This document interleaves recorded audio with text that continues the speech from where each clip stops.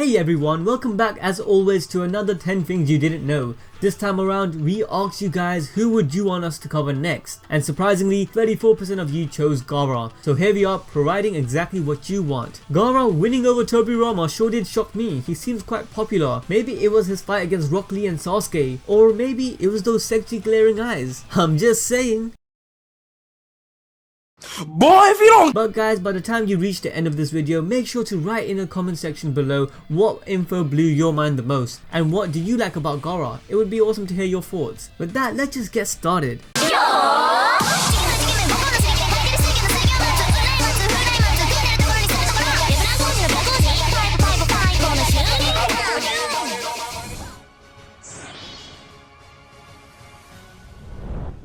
The name Gaara itself literally means either self-loving demon or self-loving silk. However, originally when Gaara was being created, Kishimoto wondered what was he supposed to call him. Kishimoto didn't actually want to name him Gaara. Gaara's name was actually supposed to be Kotaro Fuma. However, once Kishimoto presented this idea for Gaara's name, it was strongly disagreed by his editor. Kishimoto thought Kotaro Fuma was better suited name because he felt it was more fitting for a sand ninja. But after weeks of debate, his editor finally came up with the name Gaara, which can also relate to an Ashura that only likes himself. Due to this idea, Kishimoto liked it and the name Gaara was finalized. Later, Kishimoto's editor revealed the name Gaara was actually from a ski resort in Japan named Gaara Yuzawa, which he revisited recently at that time. Thus, the name was born in the Naruto universe. However, once Kishimoto found this out, he said, "That's just bullshit." This is #1 bullshit. But it was too late. He had already implemented Gaara into the manga, so he stopped focusing on names. Hence, Gaara wasn't given a surname. It was more focused about what it meant. And to be fair, Gaara's name does make sense because he had the one-tailed beast sealed inside of him, but this meant he did have a type of demon element to him. Gaara also had hatred of people, bloodlust, and only cared about himself, so the attribute about not really being aware of the pain he causes others really did apply to him.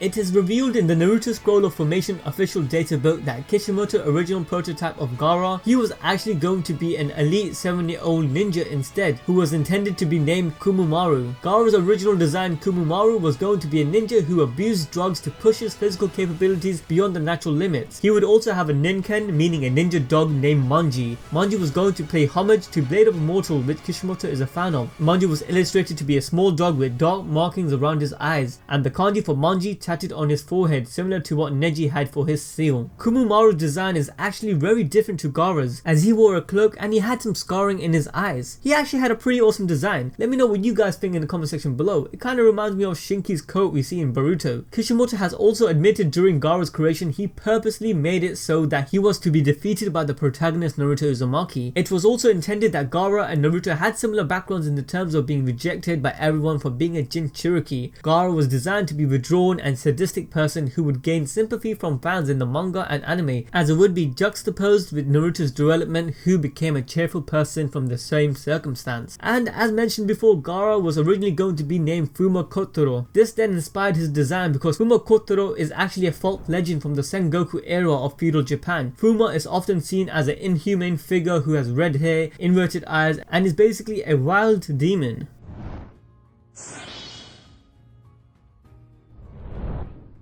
Okay, so hopefully by now you guys have learned something new and are pretty mind blown. Make sure to smash that like button and notification bell for the channel to show your support. We would really appreciate it. But moving on from everything we have stated so far, let's talk about Gaara's final design. Gaara's backstory actually became one of Kishimoto's favorite story from part 1 of the anime. The creator of Naruto often had to revise his illustration in chapters with Gaara because he wanted to make sure readers understood Gaara's mental state. Gaara's design was to illustrate him being a good rival for Naruto, since Shukaku was considered by Kishimoto to be the opposite from the demon fox. Gaara's initial clothing and attire, which we saw in Naruto, was actually difficult for Kishimoto to draw on a weekly basis for the manga. I mean, if you guys can remember, Gaara actually had several earrings during his initial design, but these were removed. Kishimoto decided to give Gaara and his siblings much more simpler costumes towards the end of part 1. Gaara ended up receiving an outfit with an upright collar, which was much more easier to draw and would be used to demonstrate and emphasize the change in relationship between Naruto and Gaara. The inspiration of this design came from the movie The Matrix. The Matrix is one of Kishimoto's favorite movie of all time, and this gave him the idea of Neo's coat to to Gaara. Lastly, Gaara's tattoo on his forehead means accept, heart and love. Shukaku's previous Jinchuriki prophesied that someone would show him the overall meaning of the tattoos in his own hands. This is most likely Naruto Uzumaki.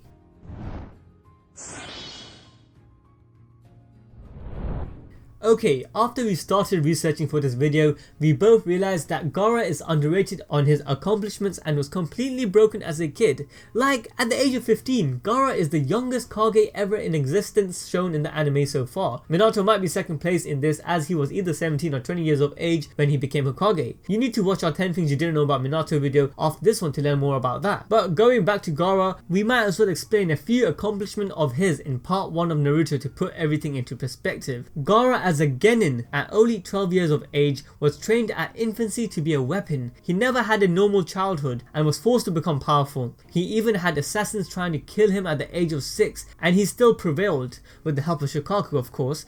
This then explains why only as a genin Gaara was already completing Jonin level missions, as it is stated in his introduction that he has already done a B rank mission without a single scratch being landed on him. Further accomplishments also include him being able to demolish the older record of the Forest of Death. Gaara completed this part of the Chunin exam without getting a speck of dirt on himself and beat the record of 4 hours. We don't know the specific time, but Anko states that he is clearly not genin level. Further proof that Gaara was not genin level at the age of 12 years old and was more like Chunin already is through his speed and stealth. This can be seen when he sneaks up on Team 7 without them noticing, and Sasuke admits that his stealth is like Kakashi already. Even though that might have been an exaggeration, Sasuke does have a keen eye. Gaara's sand is also said to be stronger than steel. They have the power to pierce 5mm of steel, but we imagine it must be stronger by now since this was stated when he was only 12 years of age. When Gaara is kazekage at 15, he takes on Deidara of the Akatsuki whilst also spending a majority of his energy and time to protect the village as Kage.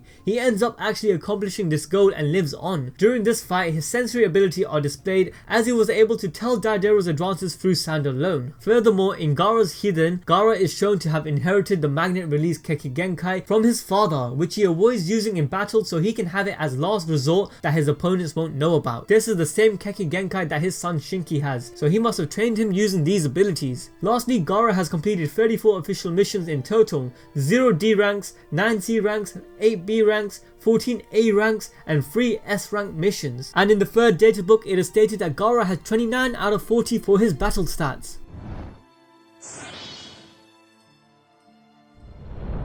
So as we already explained, Gaara is similar to Naruto. However, Gaara had a larger family, which consisted of the 4th kazekage Rosa, Gaara's mother Karura, who passed away after his birth, and his elder siblings Kankuro and Tomari. Now in my opinion, Gaara having the tail beast sealed within him was one of the contributing factors to his madness, but if we were honest, the main reason was due to his father's lack of fatherhood and responsibility, if you guys really think about it. Because of the heavy cost to Tsunagakure's budget, the 4th kazekage wanted to make one of his children the Jinchuriki of the one-tailed beast Shukaku to serve as a weapon for the village. His first 2 children, Tomari and then Kankuro, had not been compatible with Shukaku, but Rosa's 3rd unborn child Gaara was compatible, and for this reason Shukaku was sealed into him by Chiyo while he was still in his mother's womb. Because of this, Gaara ended up being born prematurely, and from the ordeals of childbirth his mother died. Gaara was also raised pretty shitty, and the worst of it, his father had given his uncle, who was like a father to him,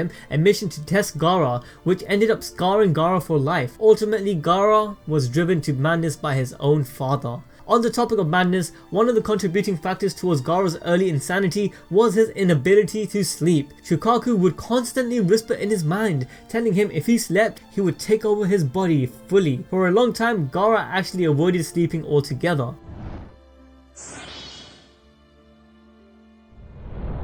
The Kazekage lineage is important to the Suna Council. Every son born into the bloodline was expected to marry in order to produce an heir. Gaara, however, had no girlfriend or wife. The council knew that if he was to die, then Konoha's Shikadai Nara might take control. When or how Gaara met Shinki has yet to be discussed in Boruto, but if Boruto follows Naruto's way, we'll hopefully get a flashback explaining everything. But a lot of you guys are probably wondering, how did Gaara adopt Shinki and did he ever have a girlfriend? Well, technically no, But Gaara was actually going to get married, but things go terribly wrong. Gaara was about to get an arranged marriage to a young woman named Hakuto, of which he found to be very beautiful, but she wasn't digging Gaara and had other plans. In the end, they didn't get married, but it is insinuated that Gaara fell in love with Hakuto's bodyguard named Shijama. We actually did a video 2 months ago explaining the sad situation Gaara was in, and we recommend you guys watching it after this video as we go into the story in full detail in about 13 minutes, explaining everything that you need to know.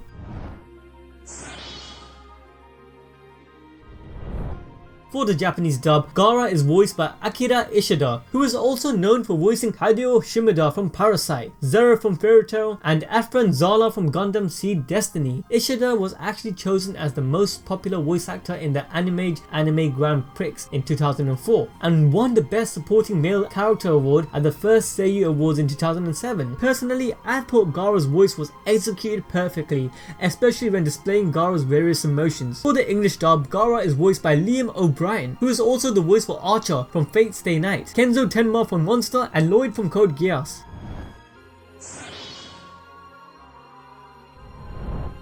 Alright, unlike most of the side characters in Naruto, Gaara did get his fair share of story within the Naruto series, which won many fans over. However, naturally as the story progressed, we lost sight of our boy Gaara. But luckily for us, there is an original story titled Gaara HIDEN, A Sandstorm Mirage, which was written by Okyo Kodachi and illustrated and approved by Masashi Kishimoto himself. This novel is actually the 5th book of the Naruto HIDEN series. Like the other HIDEN series, this takes place a couple of years after the 4th Shinobi War, and focuses on Gaara's position as the 5th kazekage. The novel covers all the issues Gaara faced, from the funding for the hidden sand village after the war, along with the marriage of his elder sister Temari with Shikamaru. As it was a delicate matter for both the leaf village and the sand village, the book later goes into other things like Gaara's potential marriage and whatnot. I would definitely recommend you guys to read this novel. In fact, make sure you guys read all the books from the HIDEN series.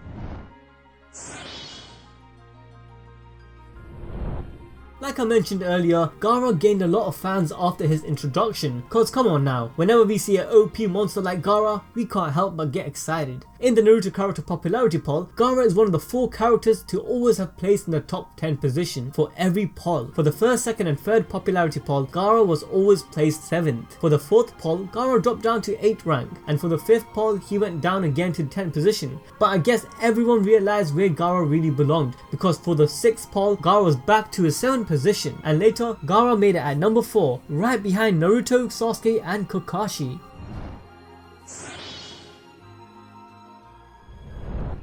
Like always, it's time for a blazing round. Gaara's ninja registration number is 56-001.